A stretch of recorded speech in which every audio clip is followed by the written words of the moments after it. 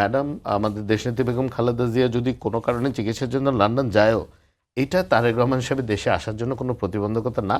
Because ওনার দুই পুত্রবধূ, একজন ডক্টর জুবেদা রহমান আছেন, শামিরুর রহমানও আছেন, ওনার নাতনিও আছেন, ব্যারিস্টার জামিয়া রহমান আছেন, জাফিয়া রহমান আছেন। ওনার ফ্যামিলি মেম্বার ওখানে আছে যারা ওনাকে টেক কেয়ার করতে পারবে এবং ওনার চিকিৎসাটা তত্ত্বাবধান করতে পারবে।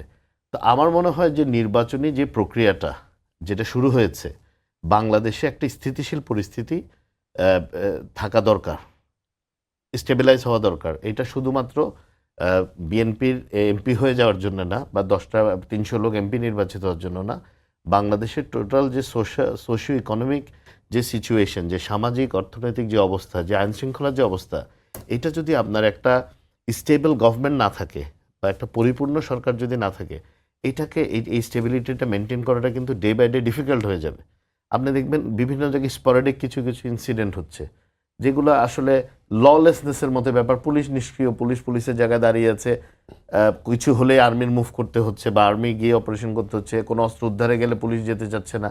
কেন? বিকজ এখন ওরা বুঝছে না যে ওদের যেই কর্মকাণ্ডগুলো হবে এটার প্রোটেকশনটা কে দিবে। আমার মনে হয় যে নির্বাচনের যে বিষয়টা আছে, নির্বাচন কমিশনের সাথে বলেন, চিফ অ্যাডভাইজারের সাথে বলেন, ওনাদের যেভাবে কথা হয়েছে রাজনৈতিক দলগুলোর, আমার মনে হয় যে ওনারা সেই পথে হাঁটলেই বাংলাদেশের জন্য ভালো হবে, বাংলাদেশের ভবিষ্যতের জন্য ভালো হবে।